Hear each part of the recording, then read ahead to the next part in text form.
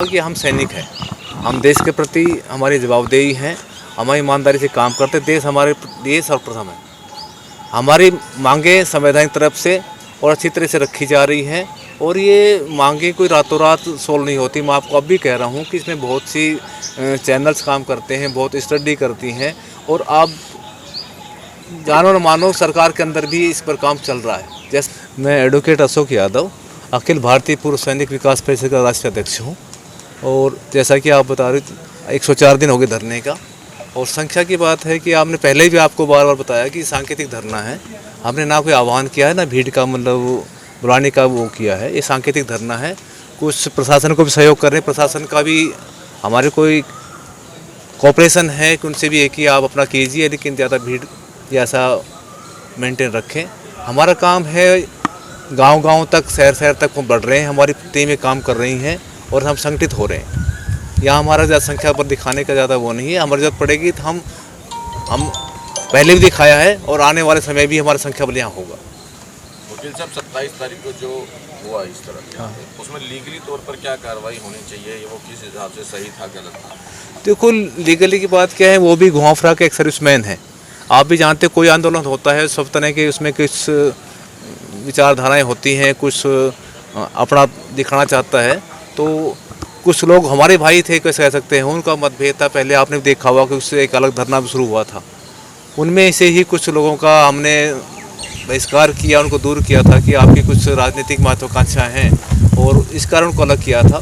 तो उन्होंने संगठित होकर जिम्मेदारी बनती थी कि मोर्चे को मजबूत करें। उन्होंने यहाँ कुछ ऐसी गतिविधियाँ की हैं, उसको लेकर फेडरेशन की तरफ से भी काफ़ी सीरियसली लिया गया है कि आगे से ऐसी गतिविधि ना हो और पूरे सैनिकों के अंदर भी इसका एक मैसेज गया है।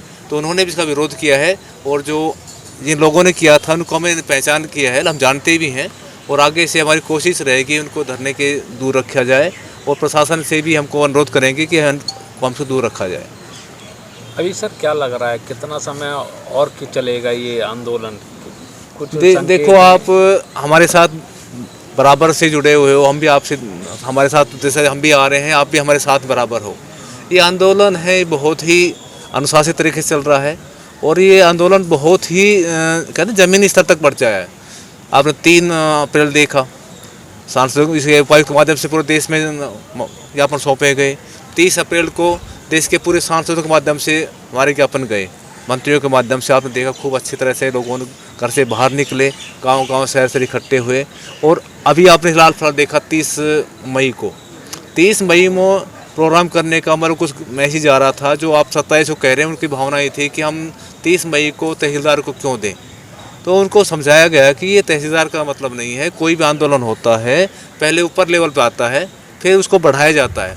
हमारे पूर्व सैनिक हैं गाँव-गाँव तक रहते हैं, इस पर हमारा प्रयास रहा कि हम गांव-गांव गए और आपने देखा होगा तहसील से लेके ब्लॉक लेवल तक सभी जगह सभी लोगों ने कवर किया और बहुत से सैनिक जुड़े। लोग जानते नहीं थे, जानकारियां नहीं थी और इससे आंदोलन बहुत मजबूत हुआ और लोगों ने आश्वस्त किया है कि जब भी जरूरत पड़ेगी हम आपके साथ में हैं और बहुत कम समय में रामलीला मैदान हो या संसद घेराव होगा तो हम भारी संख्या में एक छोटे काल के ऊपर आने के लिए तैयार हैं। सर 104 दिन कम नहीं होते। आज देश में कोई छोटी से छोटी गतिविधियाँ होती हैं तो एजेंसियां हैं वो सरकार को सूचित करती हैं। आप कई बार ज़मीन पर आ गए, ज्ञापन दे दिए, क्या अब यही चलता रहेगा? आगे भी ज्ञापन दिए जाएंगे, सरकार तक बात पहुंचाई जाएगी, सरकार के जवाब का इंतजार ही करते रहेंगे या कुछ और भी? देखो मैं आपको बताना चाहूँगा कि हम सैनिक हैं, हम देश के प्रति हमारी जवाबदेही है, हम ईमानदारी से काम करते, देश हमारे लिए सर्वप्रथम है। हमारी मांगें संवैधानिक तरफ से और अच्छी तरह से रखी जा रही हैं और ये मांगें कोई रातों रात सोल्व नहीं होती। मैं आपको अब भी कह रहा हूँ कि इसमें बहुत सी चैनल्स काम करते हैं, बहुत स्टडी करती हैं और आप जानो न मानो सरकार के अंदर भी इस पर काम चल रहा है। जैसे हमको कुछ सूचनाएं मिल रही हैं, कुछ हमारे सांसद हैं, मंत्री हैं, उन्होंने आश्वस्त किया है कि हमने बढ़ाया, सरकार के नॉलेज में भी है या इसमें गलत हुआ है। और कोई भी सरकार चाहती है कि मतलब आप भी जानते हो सरकार भी अपना देख रही है इसका कितना प्रभाव है, कितना असर है, तो ज़रूर इसका इम्पैक्ट आएगा। तो आप मान के चलें आप सरकार का इंतज़ार करेंगे? देखो सर, सरकार की तरफ से मांगनी है, सरकार ने ही देना है। मांगी भी सरकार को देनी है, सरकार ने ही हमारी मांगी पूरी करवानी है। सरकार का सहयोग तो अपेक्षित है ही, सरकार नहीं करना है। आप एक वकील हो और वकील के तौर पे क्या लीगली कार्रवाई हो सकती है अगर सरकार नहीं सुनती है, नहीं मानती है और लंबे समय तक भी, उसके बाद सर लीगली देखो, तौर पे क्या कार्रवाई हो सकती है? लोकतांत्रिक हमारा देश है, ऐसी सभी सारी बातें नहीं होती हैं कि आप कोर्ट कचहरी में जाके आप उसको उलझाओ। कोर्ट कचहरी का प्रोसेस काफ़ी लंबा भी होता है और अंतोगत्वा उस पर टाइम भी लगता है, और कुछ कई बार क्या होते हैं कि कोर्ट के फैसले नेगेटिव भी आ जाते हैं। हर बार ये नहीं कह सकते कि सब कुछ जगह आपके फेवर में आता है। तो हमारा ये प्रयास रहता है कि पहले क्यों ना सरकार के माध्यम से हम अपनी मांगों को मनवाया जाए। अगर कुछ नहीं होगा तो हमारे पास रास्ते खुले हुए हैं, हम उसका भी हम प्रयोग करेंगे। लगातार रूलिंग गवर्नमेंट पे सवाल उठाए जा रहे हैं कि जब से आप ये मांग कर रहे हैं तो सरकार की कानों में जूं तक नहीं रह गई। क्या जो आपका मसला है, जो पिछली प्रीवियस सरकारें थी तब से आपकी मांग उठी आ रही है और उनका क्या कहना था उसको? देखो, ये ओआरओपी का आंदोलन आपने भी सुना होगा, 40-50 सालों से चला आ रहा है। मतलब ये हम इस सरकार का धन्यवाद देते हैं कि मोदी सरकार ने कम से कम शुरुआत की। ओआरओपी 1 दिया 2014 में, ओआरओपी 2 भी दिया। और ये कोई भी चीज़ होती है उसमें एनोमलीज तो होती हैं, उसके ऊपर पहले भी एनोमलीज आई उठी थी। सरकार ने एक गवर्नमेंट कमीशन बैठाया था, जस्टिस रेड्डी ने काफ़ी देश में घूम के लोगों से विसंगतियाँ ली थी। समय कम होने से वो टाइम क्लोज कर रहे थे। आपको सब पता भी होगा, हम मामले कोर्ट में गए थे कि हमारी विसंगतियाँ सुनी नहीं गई है। कोर्ट के माध्यम से हम पूरे देश में उनको जगह जगह जाना पड़ा और विसंगतियाँ ली। और वही है कि आज तक सरकार से पूछा भी है कि उस रेड्डी की रिपोर्ट सामने नहीं रखी गई।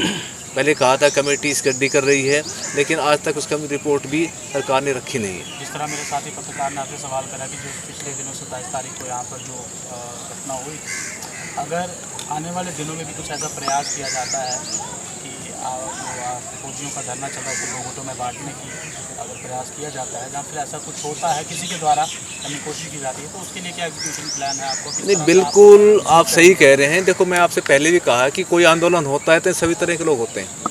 कुछ भावनाएं कुछ अलग होती हैं, किसी थोड़ा अलग होती हैं। आप तो दिन रात आंदोलन देखते हो कि सभी आंदोलन में कुछ ना कुछ ऐसे कुछ गलत लोग भी आ जाते हैं, कुछ उनके अलग महत्वाकांक्षा भी हो सकती है।